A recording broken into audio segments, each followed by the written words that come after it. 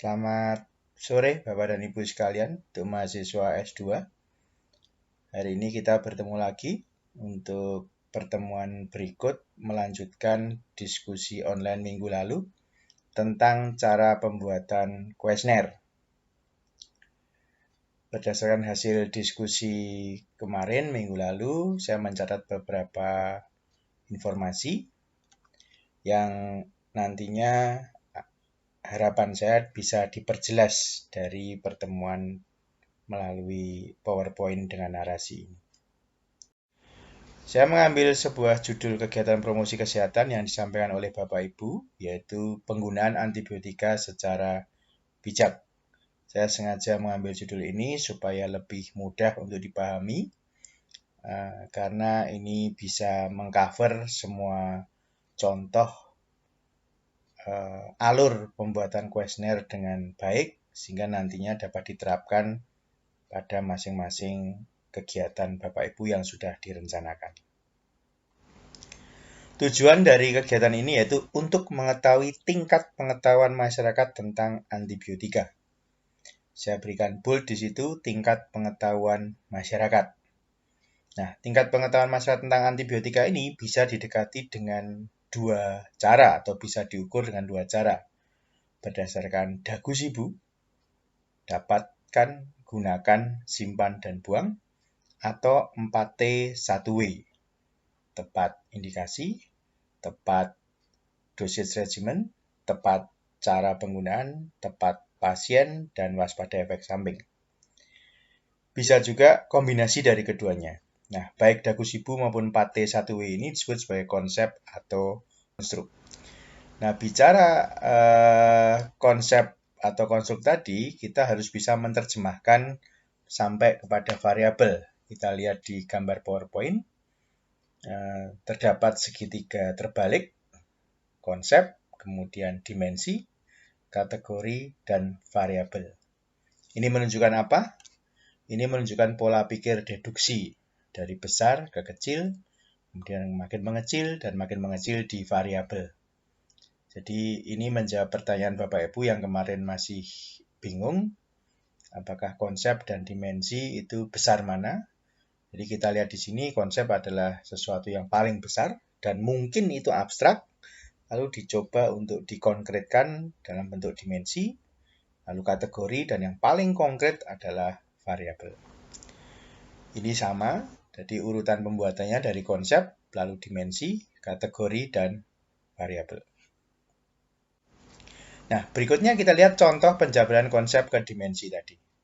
Jadi konsepnya tadi tingkat pengetahuan masyarakat tentang antibiotik. Bapak Ibu bisa memakai misalnya dimensinya dagu sibu. Jadi ada da, gu, si, dan bu. Bisa juga memakai 4T1W, tepat indikasi, tepat dosage regimen, tepat cara penggunaan, tepat pasien, serta waspada efek samping. Bisa juga Bapak Ibu menggunakan kedua-duanya. Dimana kalau kita lihat kedua-duanya, kalau Bapak Ibu ingin menggunakan dimensi yang lain, dimensi yang ketiga, tepat indikasi, dosis regimen, cara penggunaan, pasien, dan waspada efek samping itu masuk dalam gunakan. Itu Bapak Ibu bisa juga menggunakan dimensi yang ketiga, sehingga menjadi merge, menjadi namanya bisa lain lagi. Nah, dari dimensi, kalau kita masukkan ke kategori seperti apa? Contoh dimensi dapatkan, itu kategorinya bisa dua kemungkinan, yaitu cara mendapatkan antibiotika, yaitu dengan resep, atau tempat membeli antibiotika, bisa apotek, apotek rumah sakit, atau dispensing dokter. Untuk gunakan, kategorinya ada 3, indikasi, dosage regimen, resiko resistensi. Untuk dimensi simpan, kategorinya ada 3, antibiotika bentuk sediaan padat, antibiotika bentuk sediaan cair, antibiotika bentuk sediaan topikal. Untuk buang, saya tuliskan 1, yaitu cara membuang. Kategori ada yang jumlahnya 2 atau 3 atau cuma 1, itu di sini hanya sebagai contoh ya Bapak Ibu ya. Tergantung dari referensi yang Bapak Ibu miliki. Bisa 1, bisa 2, bisa 3, dan kalau Bapak Ibu bisa mencampur semuanya dengan baik, mungkin kategorinya bisa lebih dari yang tertulis di sini. Ini adalah kategori yang menjadi sebuah contoh, bukan sebuah keharusan. Nah, dari masing-masing kategori tadi, kita langsung masukkan ke variabel. Ya. Karena cara mendapatkan antibiotika dengan resep ini sudah merupakan sesuatu yang dapat diukur, jadi di sini kategori bisa sama dengan variabel. Sehingga saya menulis di sini variabelnya itu adalah pertanyaan tentang cara mendapatkan antibiotik. Ya. Kemudian untuk tempat membeli antibiotik bisa pertanyaan tentang membeli antibiotik. Kita lihat di situ tulisannya ada 2 buah F atau U. 2 buah itu artinya apa? Untuk masing-masing variabel, untuk masing-masing kategori maksud saya, pertanyaannya pada variabel itu ada 2. Yang satu favorable, yang satu unfavorable. Itu jumlah minimal.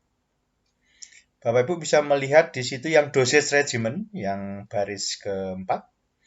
Pertanyaan tentang regimen dosage ada 4. Itu maksud saya adalah 2 favorable dan 2 unfavorable.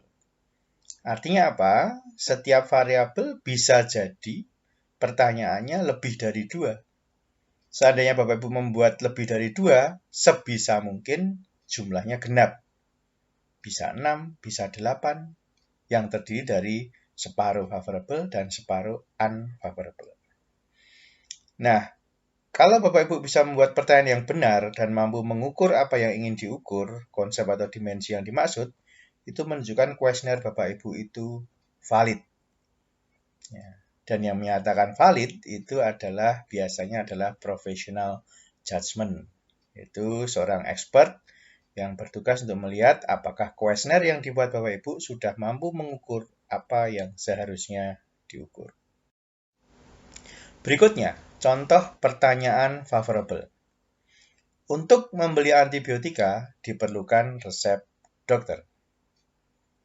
Contoh lain, obat antibiotika harus diminum sampai habis untuk mencegah resiko resistensi. Unfavorable, penggunaan antibiotika dapat dihentikan apabila kondisi pasien sudah membaik.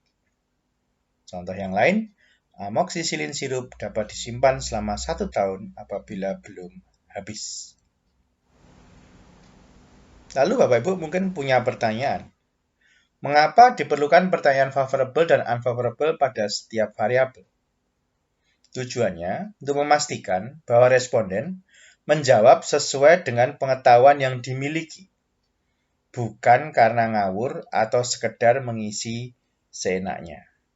Karena Bapak Ibu harus tahu, ada responden yang mengisi dengan sungguh-sungguh, sesuai dengan pengetahuannya, jadi betul-betul berminat mengikuti sebuah kegiatan atau sebuah riset, tapi ada juga responden yang hanya mengisi sesuai dengan seenaknya sendiri maksud saya.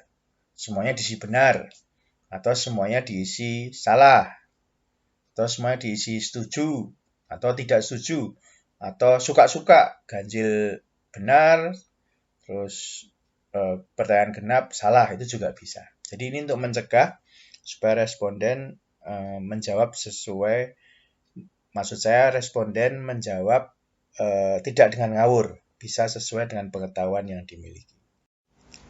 Contoh ini dilihat di sini ada kuesioner dengan pengukuran skala Goodman. Skala Goodman itu membagi menjadi 3, yaitu benar, salah, dan tidak tahu. Untuk pertanyaan favorable, contohnya untuk membeli antibiotika diperlukan resep dokter, untuk dimensi dapatkan, itu kalau responden menjawab benar, diberikan nilai 1. Bila menjawab salah, nilainya 0. Untuk yang unfavorable misalnya, penggunaan antibiotika dapat dihentikan apabila kondisi pasien sudah membaik. Bila responden menjawab salah, mendapatkan nilai 1. Karena jawaban responden itu benar. Nah, untuk responden yang menjawab benar, diberi nilai 0. Karena jawabannya adalah salah. Nah, dari contoh yang saya informasikan ini, responden yang memiliki pengetahuan tentang antibiotik sesuai pertanyaan-pertanyaan ini, maka dia akan menjawab sesuai dengan pengetahuannya. Jadi tidak bisa lagi untuk ngawur. Jadi di sini saya tulis responden yang menjawab dengan benar mendapatkan nilai 1. Nah, bagaimana dengan responden yang menjawab tidak tahu? Untuk tidak tahu itu tidak diberi nilai atau diberi 0 juga. Ya. Beberapa tidak suka dengan pembagian ini karena tidak tahu ini tidak diberi nilai. Tapi paling tidak kita menjadi tahu bahwa ada orang yang betul-betul tidak tahu jawabannya benar atau salah, sehingga dia dengan jujur menulis tidak tahu. Ini bisa menjadi sebuah proses pembahasan tersendiri. Berikutnya, kuesioner dengan pengukuran skala Likert, sama variabelnya saya tulis yang tadi. Ada STS, itu sangat tidak setuju, TS itu tidak setuju, R itu ragu-ragu, SS itu sangat setuju, dan maaf, itu yang paling kanan sebenarnya, maaf, yang keempat itu S saja, setuju. Yang kelima adalah SS, sangat setuju. Nah, ini kalau untuk yang favorable, itu misalnya untuk membeli antibiotika diperlukan resep dokter, yang menjawab sangat setuju mendapatkan nilai 5. Yang menjawab setuju mendapat nilai 4. Kedua jawaban ini benar, tapi yang sangat setuju mendapatkan nilai paling baik, yang setuju hanya nilai 4. Sebaliknya untuk yang pertanyaan unfavorable, amoksisilin sirup dapat disimpan selama 1 tahun apabila belum habis, maka yang menjawab sangat tidak setuju mendapatkan nilai 5. Hati-hati pada nilai R. R ini ragu-ragu. Ciri responden di Indonesia itu akan menjawab di R kalau dia tidak tahu di setuju atau tidak setujunya. Ini juga menimbulkan perdebatan karena R ini akan cenderung disukai oleh orang Indonesia sehingga banyak melakukan skala Likert dimodifikasi. Jadi hanya sangat tidak setuju, setuju, dan sangat setuju. Namun saya lebih senang dengan skala Likert ini karena ini lebih jelas dan ini lebih orisinil. Jawaban responden mendapatkan nilai seperti aturan di atas. Kemudian untuk kuesioner slide terakhir. Jadi untuk konsep dimensi kategori dan variabel, tidak setiap saat bisa dijabarkan dalam 4 tingkatan ini. Bisa jadi konsep dan dimensi menjadi satu. Ya, itu nanti akan kita bahas lebih jauh dalam forum. Nah, Bapak Ibu, begitu penjelasan singkat saya. Apabila ada pertanyaan, silahkan ditanyakan di forum diskusi di Belajar USD ACID. Dan seandainya websitenya down, kita bisa beralih ke WhatsApp. Saya silahkan diundang ke grup S2 dari Bapak Ibu. Demikian informasi yang ingin saya sampaikan. Semoga ini menginspirasi, bisa membantu Bapak Ibu dalam membuat kuesioner yang menjadi tugas Bapak Ibu. Kita akan bertemu hari Kamis 26 Maret pada forum diskusi online. Selamat sore dan sampai jumpa lagi.